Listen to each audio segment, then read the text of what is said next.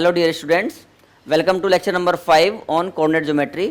आज के लेक्चर में भी हम लोग सेक्शन फार्मूला की ही एप्लीकेशन डिस्कस करने जा रहे हैं, जिसमें आज हम लोग डिस्कस करेंगे about the mid point formula. Mid point formula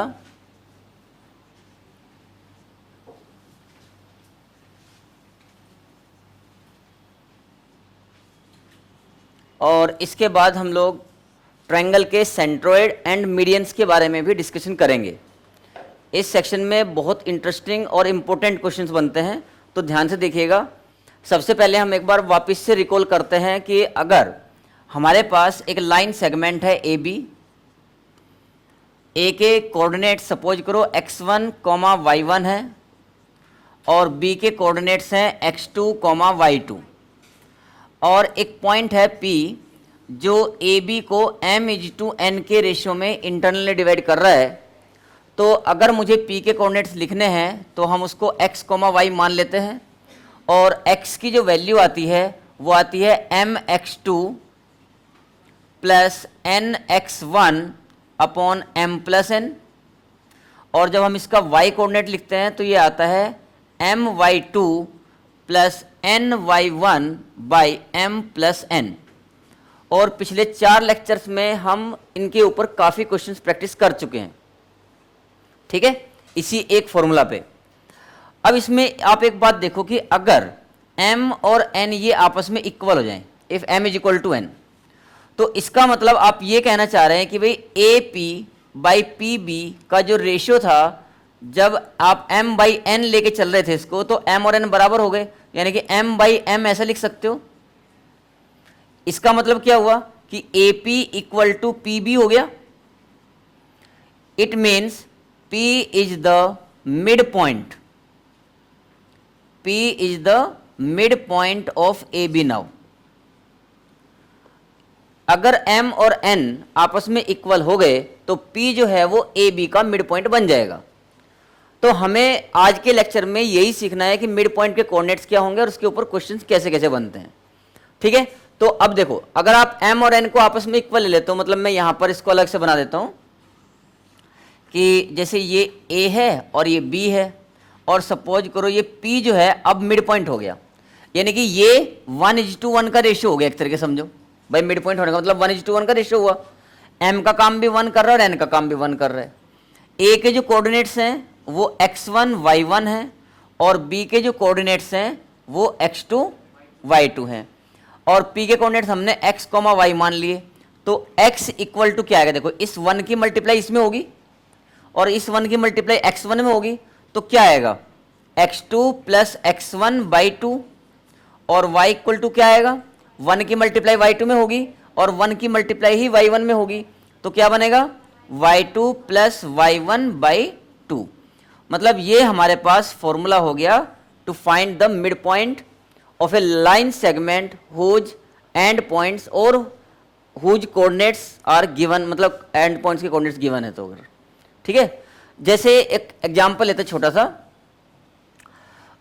मान लो कि आपको एक लाइन सेगमेंट दिया AB, ये A और ये B, और इसके कोऑर्डिनेट सपोज करो 3,7 है और इसके कोऑर्डिनेट 5,11 है, राइट। A और B के कोऑर्डिनेट्स हमें गिवन है, मतलब ये लाइन सेगमेंट हमें पता है, और पूछा गया कि भाई ए बी का जो मिड पॉइंट होगा उसके कोऑर्डिनेट्स बताओ। तो मान लो कि वो मिड पॉइंट m है, m is the mid point. अच्छा, अब देखो a के कोऑर्डिनेट जो है इनको हम मानते हैं x1, y1, और b के कोऑर्डिनेट्स क्या लेंगे x2, y2। सपोज करो m के कोऑर्डिनेट्स x और y हैं, तो x इज इक्वल टू क्या आएगा x1 प्लस x2 बाई 2, मतलब 3 प्लस 5 बाई 2 मतलब 8 बाई 2 मतलब 4। तो मिड पॉइंट का जो एब्सिसा है यानी कि x कोऑर्डिनेट वो तो 4 आ गया, और अगर y कोऑर्डिनेट की बात करें तो y क्या आएगा y1 plus y2 by 2। y1 कितना है 7 प्लस 11 बाई 2, तो 18 बाई 2 मतलब 9। तो mid point of A B is, या ऐसे भी लिख सकते हैं coordinates of mid point of A B is, mid point of A B as क्या बना भाई बताओ, 4,9। हमेशा एब्सिसा पहले लिखेंगे और ये हमने m माना था तो m भी लिख देते हैं यहाँ पर, m 4,9। ठीक है, समझ में आ गया, क्लियर है। इसमें कैसे क्वेश्चन बनेगा, अभी जैसे ए बी के कोऑर्डिनेट्स दे रखे थे, मिड पॉइंट पूछ लिया। अब ऐसा भी हो सकता है कि ए बी और मिड पॉइंट सब दे रखो, बस केवल जो x1 y1 x2 y2 और xy हैं इनमें से किसी एक जगह पे कोई अननोन डाल दे। ठीक है ना, मान लो कि ये 3 7 है, ये 5 11 है, यहां पर बोल दिया जाए कि भाई इसके ये 7, k है, तो k की वैल्यू बताओ, तो निकाल सकते हैं हम इजीली। या ये सब देके यहां पर 11 की जगह k डाल दो और ये 4,9 ले लो, समझेगी नहीं, तो k की वैल्यू बताओ। तो फिर जैसी नीड रहेगी उस हिसाब से फॉर्मूला लगा लेंगे कि भाई हमें x की वैल्यू दे रखी है तो x का फॉर्मूला लगा लेंगे केवल, और y के हिसाब से दे रखे हो तो y का निकाल लेंगे। ठीक है, चलो तो इसको मिटा दूं ना,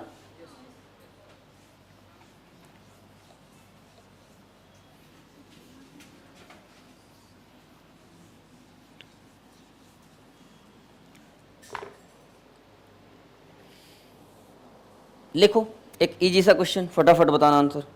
find the coordinates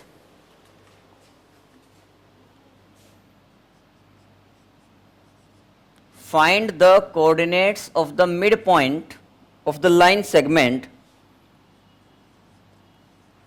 Find the coordinates of the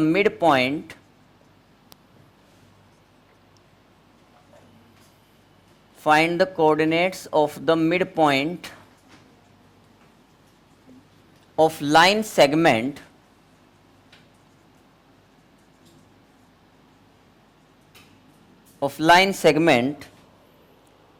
joining the points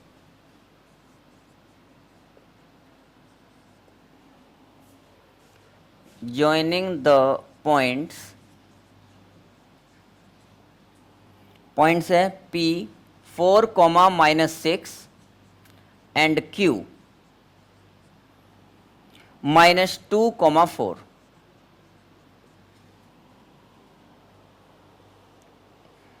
इसको आप लोग खुद करो, ऐसा उम्मीद तो नहीं कर रहे कि मैं करूं। 1, कंफर्म कर लो भाई, 1, -1 है कि -1, 1 है?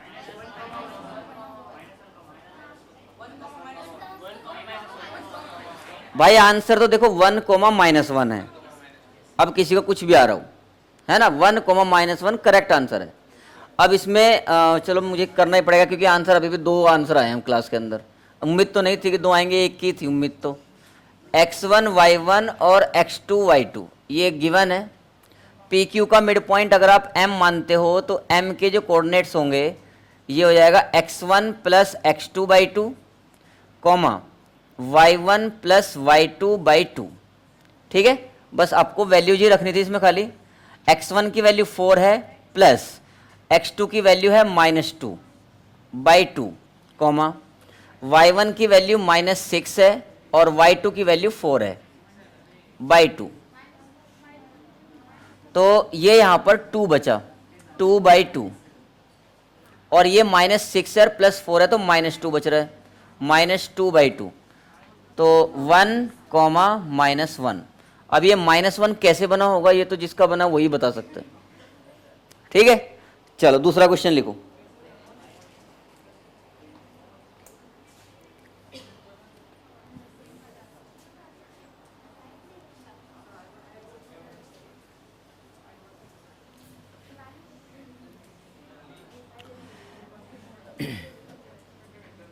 Example 3, A 14, -2, B 6, -2 and D 8, 2 are 3 vertices of a parallelogram. Are 3 vertices of a parallelogram. ये पैरेललोग्राम के लिए मैं ऐसे लिखता हूँ, तुम लोग पूरा लिख लेना हिसाब से, हाँ, पूरी spelling. Parallelogram A B C D,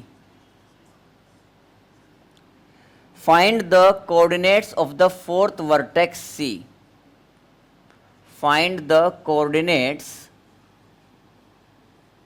of the fourth vertex C. ठीक है, तो अब इस क्वेश्चन में आपको ये पता होना चाहिए कि भाई पैरेललोग्राम में जो डायगोनल्स होते हैं वो एक दूसरे को बाइसेक्ट करते हैं। नहीं, 90 डिग्री पे नहीं करते, वो रोम्बस में करते हैं। हाँ, अपोजिट साइड इक्वल होती है, पैरेलल होती है। पैरेललोग्राम का मतलब ये होता है, देखो मतलब जैसे आप लोगों ने वो देखा होगा ना, एक रेक्टेंगल है, उसको थोड़ा सा प्रेस कर दो किसी भी एक साइड में, समझ गए? तो मतलब स्थिति ऐसी है, ये है पैरेललोग्राम, चाहे वो रेक्टेंगल हो चाहे स्क्वायर हो, थोड़ा सा एक तरफ झुका दो, पैरेललोग्राम बन गया। हालांकि रेक्टेंगल और जो स्क्वायर्स हैं वो भी पैरेललोग्राम ही होते हैं। चलो अब इनके नाम रख लिए हमने, ए बी सी और डी। ए के जो कोऑर्डिनेट्स हैं वो 14, -2 है, बी है 6, -2, डी जो है वो 8, 2 है, 8, 2, और सी के कोऑर्डिनेट्स हमें पता करना है, तो मान लो वो अल्फा, बीटा है। ठीक है, अब एक बात, हाँ जो मर्जी ले लो, अल्फा बीटा गामा डेल्टा जो आता हो नाम वो लिख लो, कोई दिक्कत नहीं है। ठीक है, अब देखो इसको इससे मिला दो, ए सी से, और ये हो गए डायगोनल्स, और ये बी डी। तो जहां पर ये दोनों डायगोनल्स एक दूसरे को इंटरसेक्ट करते हैं, मान लो ये पॉइंट एम है, तो ये जो पॉइंट एम है ना वो ए सी का भी मिड पॉइंट है और ये बी डी का भी मिड पॉइंट है। ठीक है ना, मतलब इसमें रिजल्ट ये यूज कर रहे हैं हम लोग कि पैरेललोग्राम में डायगोनल्स जो होते हैं वो बाइसेक्ट करते हैं, राइट? तो आप मुझे बताओ कि भाई mid point of AC, mid point of AC will coincide with mid point of BD, correct है ना? मिड पॉइंट ऑफ BD, ये दोनों भी पॉइंट्स एक दूसरे पे कोइंसाइड करेंगे। अब AC का मिड पॉइंट क्या होगा? देखो जब आप AC के मिड पॉइंट की बात करोगे तो इसे x1 y1 और इसे x2 y2 की तरह ट्रीट करेंगे, तो ये होगा x1 plus x2 by 2, y1 plus y2 by 2, formula वही लगेगा AC का मिड पॉइंट लगाना। तो x1 यानी कि 14 plus alpha by 2, -2 plus beta by 2, ये तो हो गया भाई AC का मिड पॉइंट। और ये किसके बराबर होगा? BD के मिड पॉइंट के। तो BD लिखेंगे जब हम, तो x1 y1 x2 y2 ऐसे ट्रीट करेंगे, फॉर्मूला सेम है, x1 plus x2 by 2, y1 plus y2 by 2। तो क्या बना भाई? 6 प्लस 8 बाई 2, -2 प्लस 2 बाई 2। कोई प्रॉब्लम?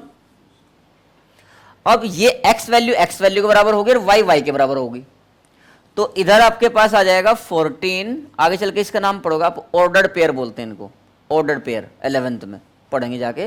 तो ऑर्डर्ड पेयर आपस में इक्वल होते हैं जब कोरस्पॉन्डिंग एलिमेंट्स इक्वल हो, यानी कि x वैल्यू x के बराबर हो, y के बराबर हो।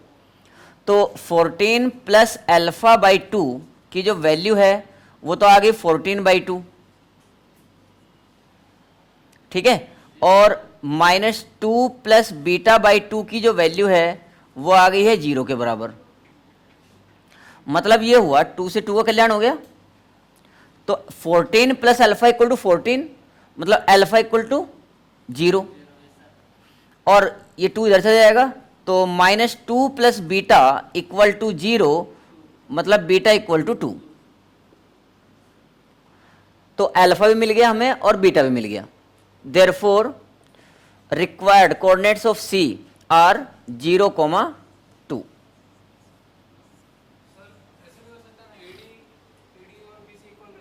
हाँ,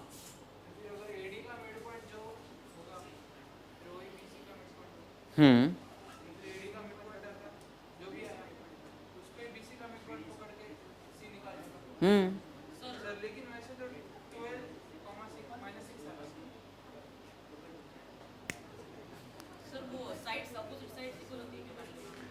नहीं, इक्वल होती है ना। पैरेललोग्राम में अपोजिट साइड्स इक्वल होती हैं और पैरेलल होती हैं। रेक्टेंगल पैरेललोग्राम होता है, स्क्वायर भी पैरेललोग्राम होता है।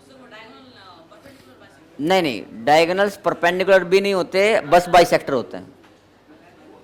जब वो परपेंडिकुलर होते हैं ना, परपेंडिकुलर और बाइसेक्टर दोनों होते हैं, तब वो रोम्बस बनता है। जैसे स्क्वायर, स्क्वायर में भी ऐसा होता है। इवन ये एंगल भी बाइसेक्टर्स नहीं होते, मतलब ये जो है ना, ये एंगल और ये एंगल आपस में बराबर नहीं होते पैरेललोग्राम में, जबकि रोम्बस में होते हैं।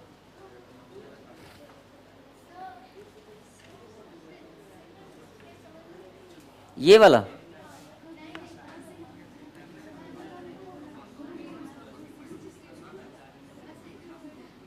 ये इसके बराबर हुआ, इससे एक कैंसिल हुआ, ये -2 प्लस बीटा जो कि तो -2 में 2 ऐड करेंगे तो 0 ही होता है ना। हाँ, चलो नेक्स्ट क्वेश्चन लिखो। नहीं आ रहा आंसर तेरा उसका, आना तो सही। देखते हैं। इन ए ट्रायंगल ABC लिखो। In a triangle ABC, write down, बात नहीं करो।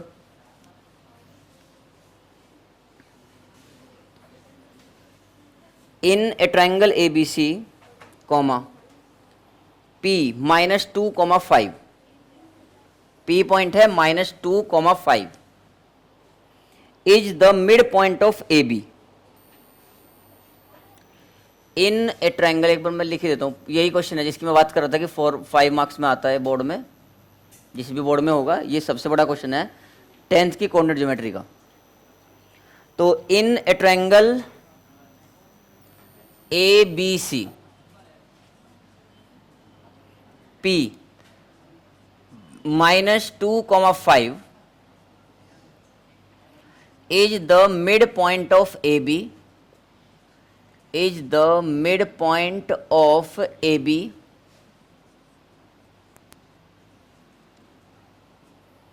Q 2,4 is the midpoint of BC, is the midpoint of BC, and R -1,2 is the midpoint of AC, is the midpoint of AC,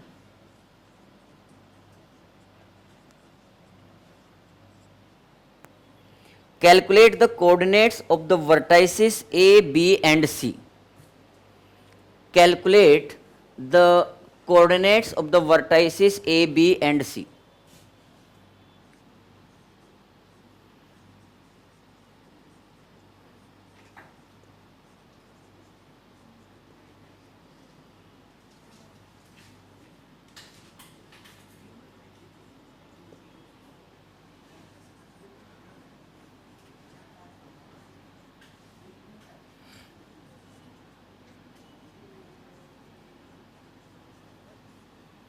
ठीक है,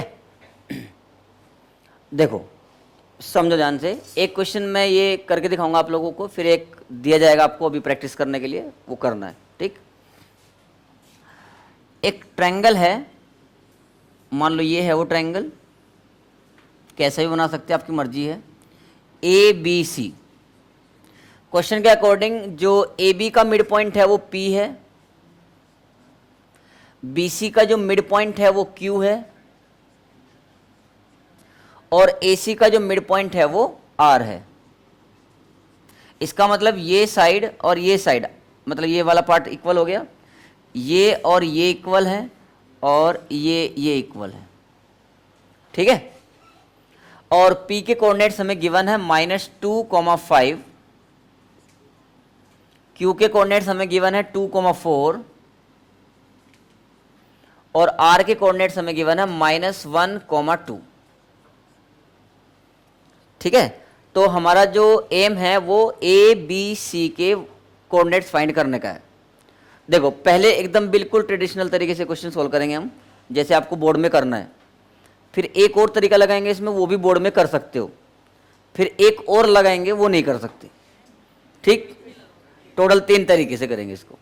तो पहला तरीका, भाई हमें ए बी सी चाहिए, तो हमने ए का नाम रख लिया x1 y1, बी का रख लिया x2 y2 और सी को रख लिया x3 y3।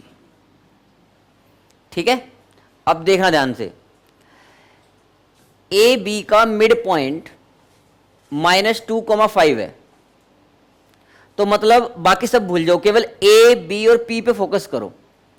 ये तो एक्स वाई है और ये आपके x1 y1 x2 y2 है, तो x1 plus x2/2 equal to -2 होगा कि नहीं होगा, और y1 plus y2/2 equal to 5।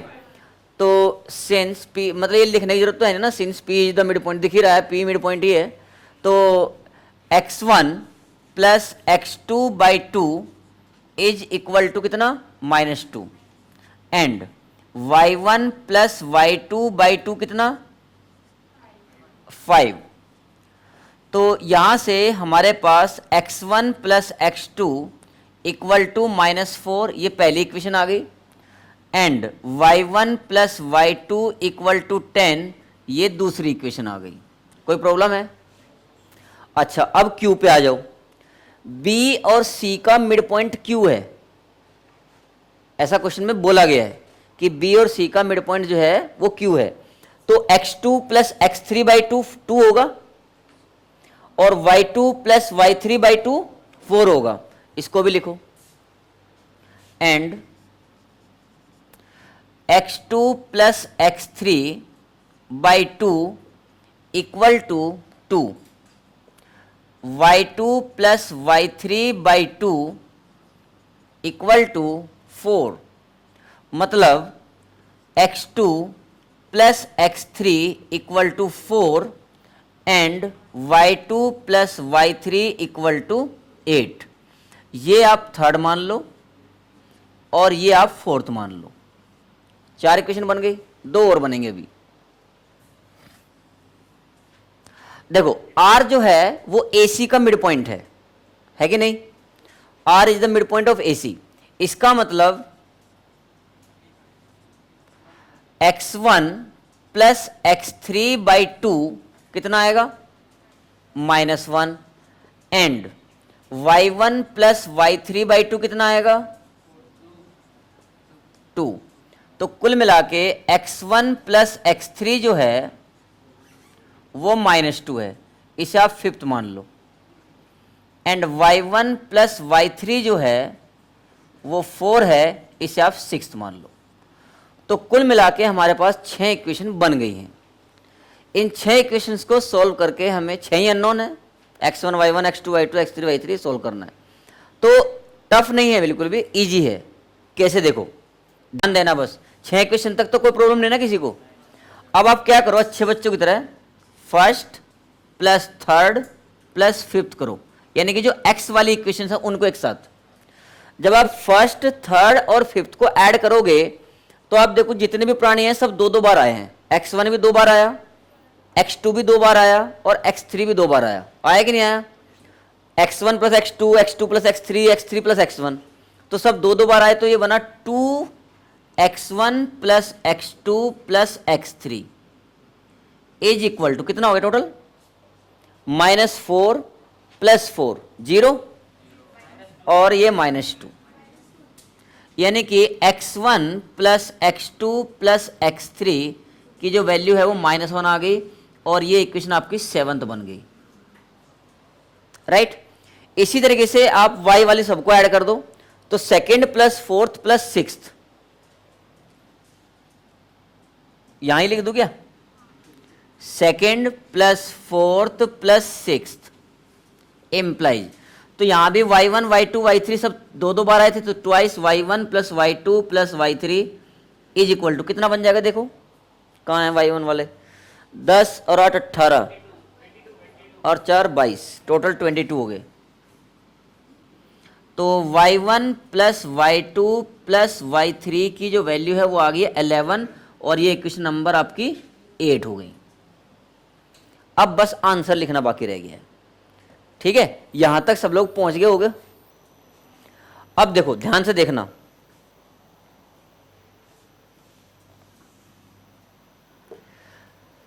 जो इक्वेशन 6 आई है उसमें से आपको एक एक करके फर्स्ट, थर्ड और फिफ्थ को सब्ट्रैक्ट करना है, एक्स वाले इक्वेशंस को। ये जो सेवंथ आई है ना, सॉरी सेवंथ जो आई है उसमें से फर्स्ट, थर्ड और फिफ्थ को सब्ट्रैक्ट करना है, और जो एट्थ आई है उसमें से सेकंड, फोर्थ और सिक्स्थ को करना है, क्योंकि वाई वाले तो वही है। अब आप देखो, जब आप सेवंथ में से, ध्यान देना बिल्कुल आंसर आ गया, ये जो सेवंथ है इसमें से आप इसको सब्ट्रैक्ट करोगे 1 को, तो क्या मिला आपको भाई, x1 plus x2 plus x3 minus 1 है, और x1 plus x2 equal to -4 है, तो x3 कितना आया, x3 3 आ गया ना, -1 प्लस 4 हो जाएगा ना। तो मैं लिखूं कि लिख दूं आंसर ही, सेवंथ में से फर्स्ट सब्ट्रैक्ट हुआ, लिख ही देता हूं भाई, seventh minus first implies x3 equal to 3, और सेवंथ में से अब आप थर्ड को सब्ट्रैक्ट करो, सेवंथ में से थर्ड को सब्ट्रैक्ट करो, तो x1 कितना आया बताओ, -5 आया कि नहीं आया। और अगर आप सेवंथ में से फिफ्थ को सब्ट्रैक्ट करो तो x2 कितना आया है गौरव, सेवंथ में से फिफ्थ सब्ट्रैक्ट करके क्या बच गया x2,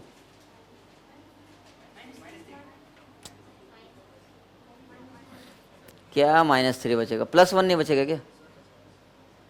कितनी भारी कैलकुलेशन करते हो यार तुम लोग। -1 में से -2 को घटाने के बाद +1 +1, भाई ये तो मतलब सरप्राइजिंग है यार, -1 में से -2 घटा रहे और 3 या 2 बता रहे, मतलब है बहुत बढ़िया, वेरी गुड।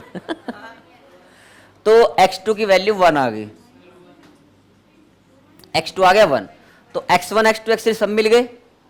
अब आ जाओ y वाले प्राणियों पे, तो 8th में से सेकंड को सब्ट्रैक्ट करो, 8th में से सेकंड को सब्ट्रैक्ट करो, तो y1 y2 कट जाएंगे, y3 की वैल्यू कितनी आ गई, 11 में से 10 घटा दो 1, तो y3 इक्वल टू 1, ठीक, और ये इक्वेशन में मिटा दो, इसका काम खत्म। अब आप क्या करो, 8th में से 4th को सब्ट्रैक्ट करो, ये रही 4th, तो आपके पास y1 आएगा 11 माइनस 8, तो y1 आ गया है 3, बिल्कुल सही, और इसको भी मिटा दो। अब आप 8th में से 6th को हटाएंगे ना, तो क्या बचेगा, y2 बचेगा आपके पास, और ये आएगा 7। मतलब जब आप लोग बोर्ड में लिखोगे तो खूब सजा सजा के लिखना, 2 पेज भरना आराम से, पूरे नंबर मिलेंगे 5, है कि नहीं। अब आपके पास x1 y1 x2 y2 x3 y3 सब आ गया है, तो a क्या बना, x1 y1 यानी कि -5, 3, b क्या था x2 y2 1, 7, और c क्या बना x3 y3 यानी कि 3, 1। अब ये आंसर आपके सही आए हैं कि गलत आए हैं, ये भी आप वेरीफाई कर सकते हो। देखो आपने a लिखा -5, 3 जो आपका आंसर आया है, b आया है 1, 7, और c आया है 3, 1, ठीक है। अब ये आंसर तो आ गया, लेकिन 5 नंबर का क्वेश्चन है, इसलिए थोड़ा सा सीरियसली देखना पड़ेगा इसको कि सही है आंसर। देखो -5, 3 और 1, 7, x1 प्लस x2 कितना हुआ, -5 + 1 कितना हुआ, -4/2, -2 बराबर है, और 3 + 7 कितना हुआ, 10/2, 5, मतलब ये तो सही है यहां तक का हिसाब किताब। तो अब BC के बारे में चेक करो, 1 + 3 कितना हुआ, 4/2 = 2, 7 + 1/2, और -5 + 3 कितना होगा गौरव? -2/2 -1 और 3 + 1/2, मतलब आंसर तो सही ले आए हम का, बराबर है। तो ऐसे वेरीफाई कर सकते हो। इसका एक तरीका तो ये हो गया। अब दूसरा देखो सेम क्वेश्चन का। अब नेक्स्ट क्वेश्चन में कोशिश ये करेंगे कि वेरिएबल्स की संख्या थोड़ी कम हो जाए, अननोन की। मतलब अभी तो 6 अननोन लिए थे हमने, अब देखते हैं कुछ कम हो सकते हैं क्या। देखो इसमें थोड़ा सा कॉमन सेंस की जरूरत पड़ेगी, जो आप लोगों के अंदर कूट कूट के भरा होगा, ऐसा कोई दिक्कत नहीं है। तो देखना अभी पता चल जाएगा, नहीं तो ये तो तरीका है ही फिर।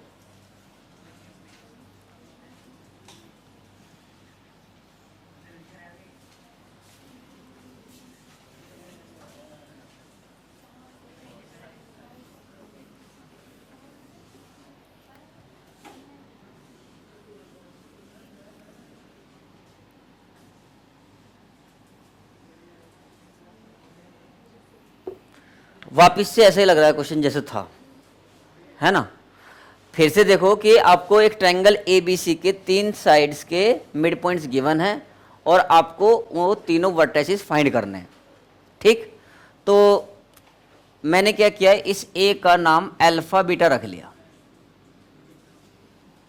ठीक है, ओके।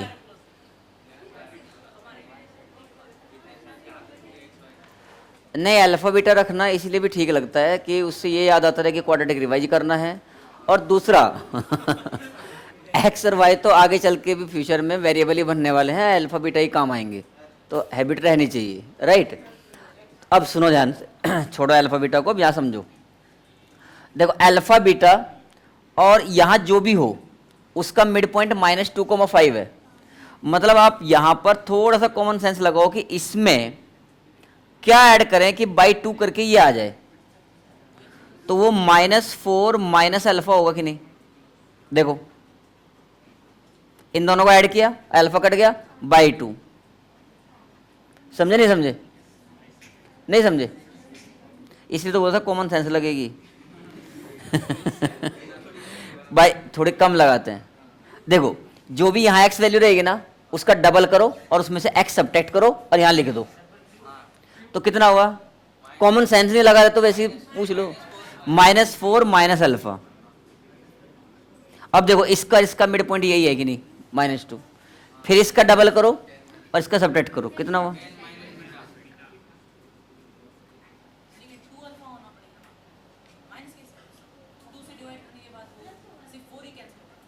देखो ना, जब हमने इसको और इसको ऐड किया, गौरव इसको भूल जा, हाँ, अल्फा और -4 माइनस अल्फा को ऐड करेंगे तो अल्फा अल्फा कट गया तो -4 आया, और /2 फॉर्मूले में होता ही है, तो -2 आ गया ना। अभी आया समझ में। और इसी तरीके से बीटा और इसको ऐड करेंगे तो बीटा बीटा कट गया, 10/2 5 ही होता है, वही है मिड पॉइंट, ओके। अब देखो, अब कितना कॉमन सेंस तुम लोग लगा लिए होगे, मतलब ये फॉर्मूला। अब मुझे इसके सी के कोऑर्डिनेट बता दो इसकी हेल्प से, ये आपको पता है। इसका डबल करेंगे, उसमें से x कोऑर्डिनेट घटाएंगे, तभी तो इसको लिखेंगे। यहां भी तो यही कहता ना यार, इसका डबल करके इसको घटाया था, इसका डबल करके इसको घटाया था, तो यहां भी ऐसे ही है। इसका डबल करो 4 हुआ, अब इसमें से इसको घटाएंगे तो 4 -4 माइनस अल्फा, तो 8 प्लस अल्फा हुआ ना, ज्यादा हो गया ना। तो 8 प्लस अल्फा, अब आंसर पे आने वाले हम, आंसर ही आगे समझो। 8 प्लस अल्फा और इसका डबल और इसको घटाएंगे तो 8 में से इसको सब्ट्रैक्ट करेंगे तो माइनस का 2 बचेगा, प्लस का बीटा, -2 प्लस बीटा। एसी से भी निकाल सकते थे, बात तो किसी से निकालो, इससे निकालो, इससे निकालो। अब तो एसी जो है हमें आंसर में हेल्प करने वाला है अभी। अब देखो ये आ गया बी और सी के कोऑर्डिनेट। अब देखो ए सी का मिड पॉइंट क्या है, -1,2, मतलब दिस प्लस दिस /2 -1 होगा, तो अल्फा प्लस 8 प्लस अल्फा /2 इक्वल टू -1। तो यहाँ से 2 अल्फ़ा इक्वल टू -2 -8 इज -10, यानी कि अल्फ़ा की वैल्यू -5 आ गई। अल्फ़ा इज -5 और y1 प्लस y2/2 मतलब 2 रखना है, तो beta plus -2 plus beta by 2, ऐसे ही है ना, इक्वल टू 2। तो 2 beta is equal to 4 plus 2 6, यानी कि बीटा की वैल्यू कितनी आ गई। तो जैसे आपके पास अल्फा और बीटा आए तो ए बी सी सब तो अल्फा बीटा के टर्म में थे ना, तो ए के कोऑर्डिनेट क्या हुए, ए तो हुआ -5,3, बी क्या हुआ -4 माइनस अल्फा था तो -4 प्लस 5 यानी कि 1 हुआ ना, -9 बता रहे। गड़बड़ मत करो यार, तुम लोग कैलकुलेशन में गड़बड़ करोगे पक्का। 1 और 10 माइनस बीटा यानी कि 10 - 3 मतलब 7, और सी के कोऑर्डिनेट क्या है बताओ फटाफट। 8 प्लस अल्फा यानी कि 8 - 5 मतलब 3, और -2 प्लस बीटा मतलब -2 प्लस 3 मतलब 1। देखो यही थे का आंसर, आया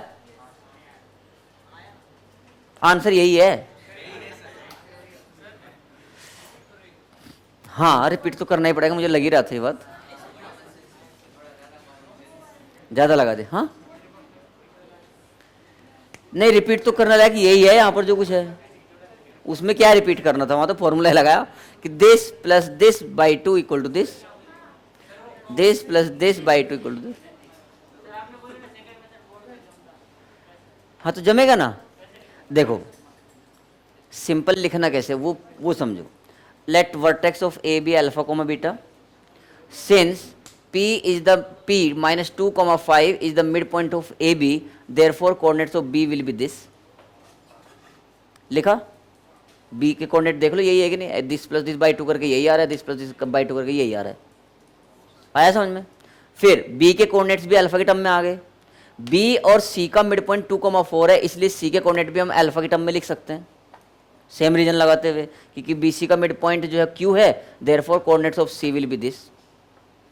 अब since A B C all are in terms of alpha and beta and mid point of A C is given, तो मिड पॉइंट फॉर्मूला लगाया, अल्फा बीटा की वैल्यू आ गई, आ गया आंसर। बस ये है कि जो 2 पेज में आना था वो 1 पेज में आ गया, अब 1 लाइन में आएगा। देखो ये पूरा क्वेश्चन, ठीक है। हाँ वो बोर्ड में नहीं लगेगा ना, लेकिन वो तो मैं तुम लोगों को एनटीएससी या किसी एग्जाम में आता है ऑब्जेक्टिव में, तो वहाँ पर एप्लीकेबल रहेगा। बाकी कहीं सब्जेक्टिव पेपर रहा और उसमें आपने वो तरीका लगाया तो 0 मार्क्स देने चाहिए टीचर को आपको, ठीक है। ऑब्जेक्टिव के लिए तो एप्लीकेबल रहेगा। ये नोट कर लिया क्या, ठीक है करो।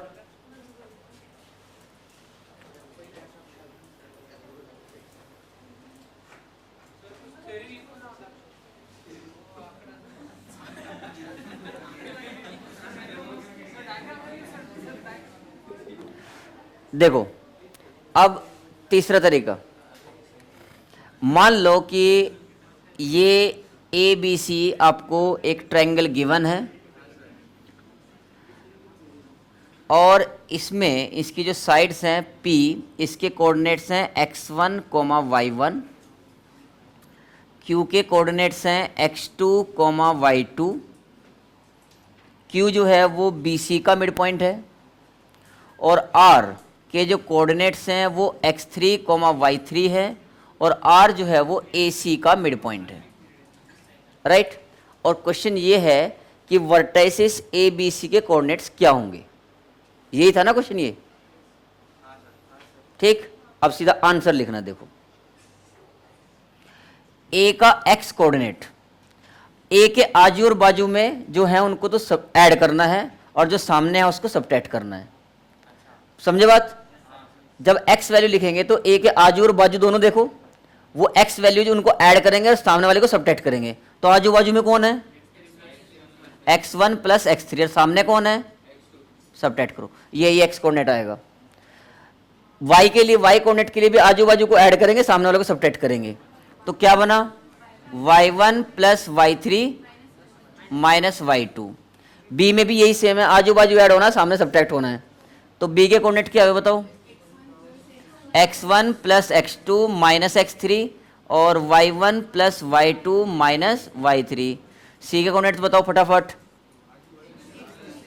x2 plus x3 minus x1 और y2 plus y3 minus y1। अब अपने इस क्वेश्चन का हालत देखो जो अभी हमने करना था। आंसर आ रहा है कि नहीं? एग्जाम्पल लेते हैं इसके ऊपर, है ना। देखो यहां भी ऐसे ही हो रहा है। ए बी सी ट्रायंगल है, पी क्यू आर इनके साइड्स के मिड पॉइंट गिवन है और हमें वर्टेक्स बताने हैं। अब हम ए के कोऑर्डिनेट्स लिखेंगे। तो मैंने आपको क्या बताया, जिसके भी कोऑर्डिनेट लिखने हैं आजू बाजू को ऐड करना है, सामने को सब्ट्रैक्ट करना है। आजू और बाजू में कौन है? -2 और -1 जोड़ के हो गए -3।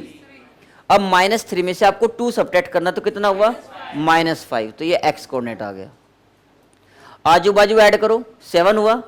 सामने वाले को सब्ट्रैक्ट करो, तो ए के कोऑर्डिनेट देखो यही थे कि नहीं? बी और सी के भी लिख लो फिर ऐसे ही। हाँ किसको? वही तो बोला, जो बोला वही याद रखो। आजू बाजू को ऐड करना, सामने को सब्ट्रैक्ट करना। इतनी बात में क्या दिक्कत है? इससे ज्यादा और बढ़िया ट्रिक क्या बताओ? आजू बाजू ऐड करो, सामने को सब्ट्रैक्ट करो। हैं? अभी जो इक्वेशन हमने सॉल्व की थे ना, उनके वो 3 की थी ना, वो पहले मेथड में, उनके सॉल्यूशन ही यही आते हैं। बस ये पहचानने के ऊपर बात रहती है कि आप इसको कैसे याद कर सकते हो या बच्चों को कैसे बता सकते हो। बात समझ में आई? आ गया क्या समझ में? इजी है ना? आंसर मैच कर रहे क्या अलग अलग आ रहे? अभी लिखो एक क्वेश्चन फिर।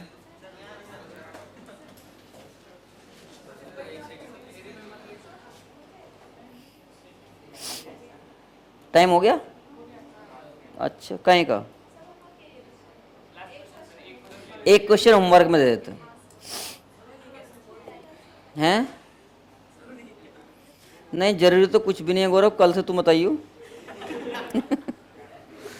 लिखो चलो एक होमवर्क क्वेश्चन, इसके बाद जो है ना centroid of A triangle start होगा। वो भी सेक्शन फॉर्मूला के एप्लीकेशन है।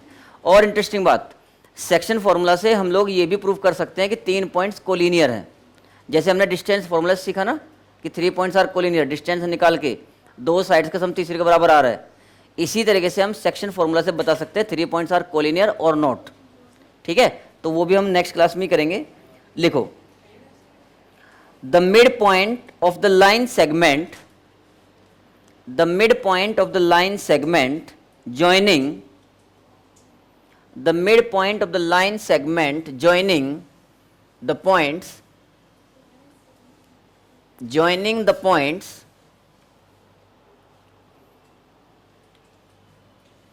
points है 3m, 6 and -4, 3n as 1, 2m - 1। मतलब आप ये समझो कि अगर आप इसको a मान रहे हो और इसको b, तो a और b को ज्वाइन करने वाला जो लाइन सेगमेंट है उसका मिड पॉइंट ये है, राइट। तो find the values of m and n, m और n की वैल्यूज बतानी है। Find the values of m and n। और मैं आपके लिए यहाँ पर आंसर भी लिख देता हूँ, जब आप लोग सोल्व कर लोगे तो आपका आंसर मैच कर रहा है कि नहीं कर रहा है पता चल जाएगा। m की वैल्यू 2 आएगी और n की वैल्यू 0, अगर सही से फॉर्मूला लगाया। और इसमें करना भी कुछ नहीं है बहुत ज़्यादा, केवल आप ये समझो कि ये आपका x1 y1 है, ये x2 y2 है और ये xy है।